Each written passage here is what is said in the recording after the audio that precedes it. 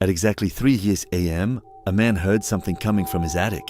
At first, he ignored it, but then it started calling his name. He climbed the stairs, flashlight trembling. The air was cold, thick with the smell of old wood and something rotten. In the corner, an old recorder was spinning, but there was no power in this house.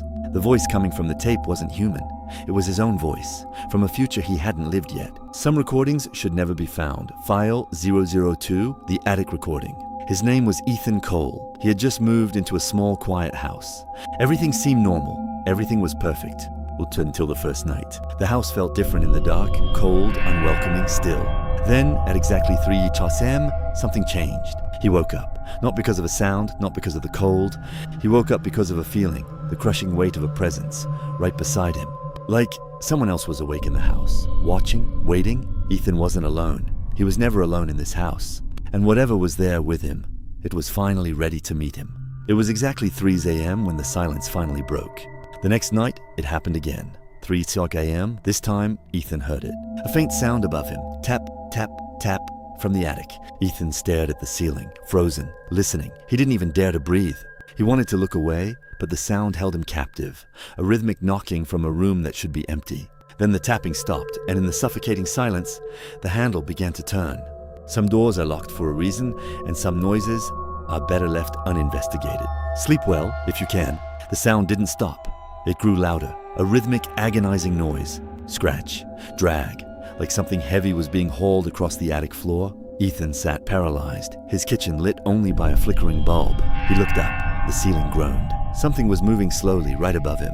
It wasn't an animal, it was something else. He reached for his phone, his fingers trembling. His hands were shaking so violently he could barely hold it.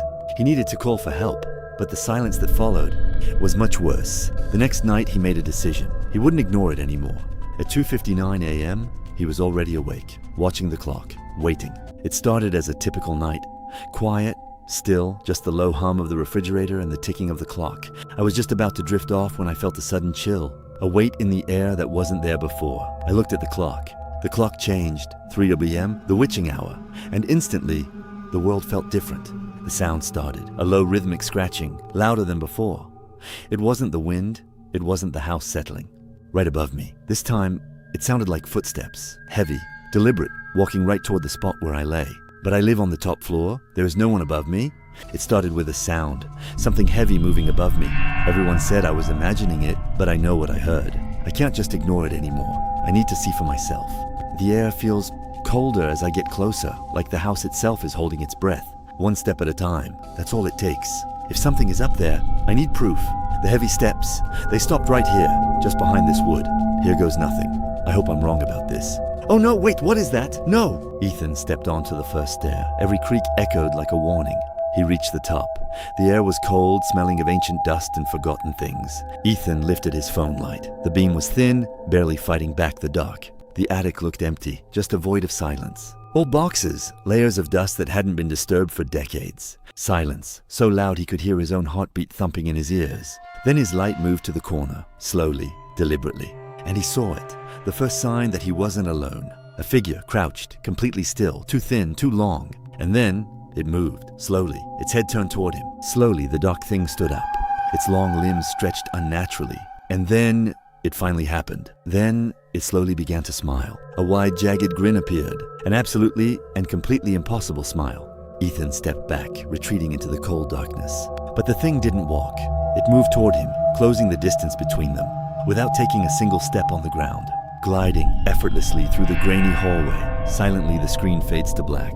I shouldn't have stayed this long. The air, it feels heavy. Did you hear that? It's right outside the door. The sensors are picking up something massive, but the screens are blank. It's inside.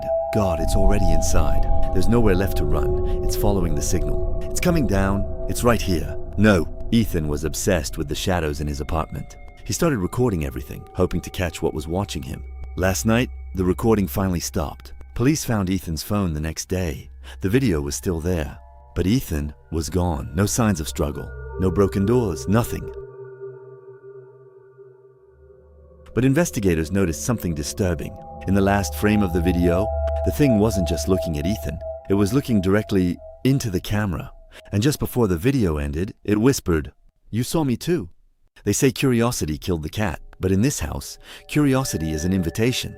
Every floorboard groan, every scratch behind the walls, it's all part of the game. We tell ourselves it's just the wind, just the house settling. But deep down, you know the truth. You're not alone up here. And once you've seen it, you can't unsee it. It's already noticed you. So if you ever hear something in your attic at night, don't check it. Because sometimes it's not hiding from you. It's waiting for you to find it.